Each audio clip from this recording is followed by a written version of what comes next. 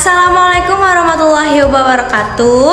Perkenalkan, nama saya Anggita Dwi Kusma Maulidia dari Prodi Pendidikan Guru PAUD Reguler A1 dengan NIM 18620500049. Di sini saya akan menjelaskan nasional dalam inisiatif Making Indonesia. Hampir seluruh sektor manufaktur Indonesia menghadapi tantangan yang serupa, mulai dari ketersediaan bahan baku kosmetik hingga kebiasaan industri. Beberapa faktor yang menghambat industri Indonesia seringkali bersifat lintas sektor. Oleh karenanya, Making Indonesia membuat 10 inisiatif Indonesia yang bersifat lintas sektoral untuk mempercepat perkembangan industri manufaktur di Indonesia.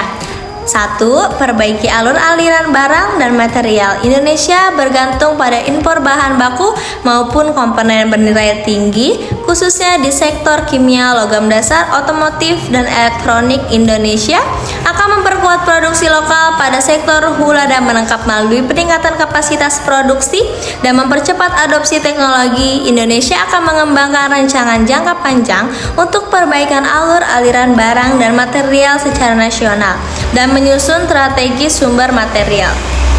2. Desain ulang zona industri. Indonesia telah membangun beberapa zona industri di penjuru negeri.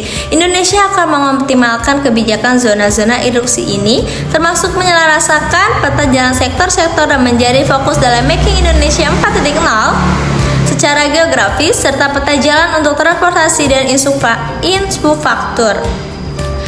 Untuk mengoptimalkan penggunaan lahan, Indonesia akan mengevaluasi zona-zona industri yang akan membangun satu peta jalan zona industri yang komparatif, hunting, dan lintas industri. Yang ketiga, mengakomodasi standar keberlanjutan.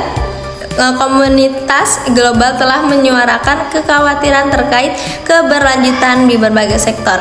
Indonesia melihat tantangan keberlanjutan sebagai peluang untuk membangun kemampuan keberlanjutan berbasis teknologi bersih, EV biokimia, dan energi terbarukan.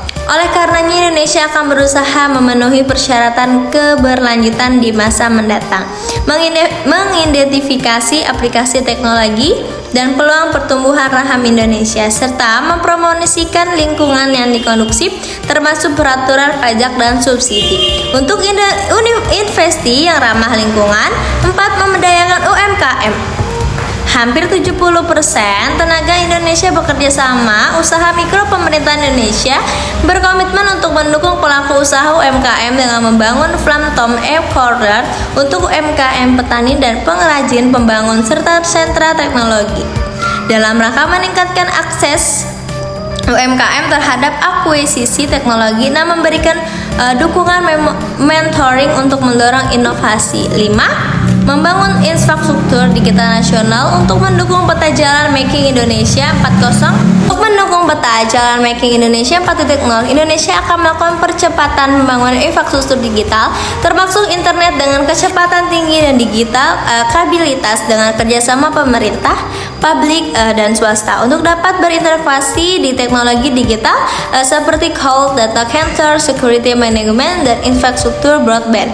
Indonesia juga akan menyelaraskan standar digital sesuai dengan kolaborasi antar pelaku industri sehingga dapat mempercepat transformasi digital. Yang keenam, menarik minat investasi asing. Indonesia perlu melibatkan lebih banyak pelaku industri manufaktur berkemuka untuk menutup kesejahteraan teknologi dan mendorong transfer teknologi ke perusahaan lokal untuk meningkatkan FDI. Indonesia akan secara aktif melibatkan perusahaan manufaktur global, memilih 100 perusahaan manufaktur teratas dunia sebagai kandidat utama dan menawarkan insentif dan menarik dan berdialog dengan pemerintah asing untuk kolaborasi tingkat nasional. Yang ketujuh, ada peningkatan kualitas SDM. SDM adalah hal yang penting untuk mencapai kesuksesan pelaksanaan Making Indonesia 4.0. Indonesia berencana untuk merombak kurikulum pendidikan dengan lebih menekankan pada STAEM, Science, Technology, Engineering, and Art, dan Mathematics. Menyelaraskan kurikulum pendidikan nasional dengan kebutuhan industri di masa mendatang, Indonesia akan bekerja sama dengan pelaku industri dan pemerintah asing untuk meningkatkan kualitas sekolah kejuruan sekaligus memperbaiki program mobilitas tenaga kerja global untuk memanfaatkan ketersediaan SDM dalam mempercepat transfer kemampuan. Yang kedelapan ada pembangunan ekosistem. Ekosistem sistem inovasi adalah hal yang penting untuk memastikan keberhasilan Making Indonesia 4.0.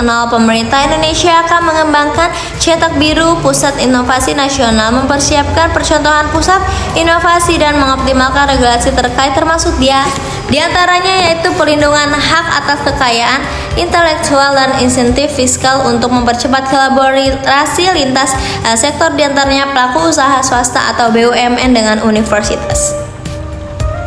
Yang kesembilan ada insentif untuk investasi teknologi. Insentif memiliki potensi untuk menggerakkan inovasi dan adopsi teknologi. Oleh karena itu, pemerintah Indonesia akan mendesain ulang rencana insentif adopsi teknologi sebagai subsidi, potongan pajak perusahaan, dan pengecualian bea pajak impor bagi perusahaan yang berkomitmen untuk menerapkan teknologi 4IR. Selain itu, Indonesia akan meluncurkan dana investasi negara untuk dukungan pandangan tambahan bagi kegiatan investasi dan inovasi di bidang teknologi canggih. Harmonisasi aturan dan kebijakan. Indonesia berkomitmen melakukan harmonisasi aturan dan kebijakan untuk mendukung daya saing industri dan memastikan koordinasi pembagian kebijakan erat antara kementerian dan lembaga berkaitan dengan pemerintahan daerah, dampak ekonomi dan pembukaan peluang kerja di luar industri manufaktur. Making Indonesia 4.0 membawa dampak ekonomi dan peluang bekerja positif. 1.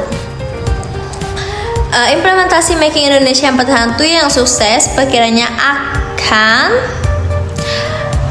akan mendorong pertumbuhan PDB real sebesar 1-2% per tahun, sehingga pertumbuhan PDB per tahun akan naik dari baseline sebesar 5% sampai 6-7% pada periode 2018 sampai 2030, di mana industri manufaktur berkontribusi sebesar 21-26% PDB pada tahun 2030. Pertumbuhan PDB ini digerakkan oleh kenaikan signifikan pada ekspor neto, di mana Indonesia diperkirakan akan mencapai 5-10% rasio ekspor neto terhadap PDB pada tahun 2030. Sekian dari saya, kurang lebihnya mohon maaf. Wabillahi taufiq walhidayah. Wassalamualaikum warahmatullahi wabarakatuh.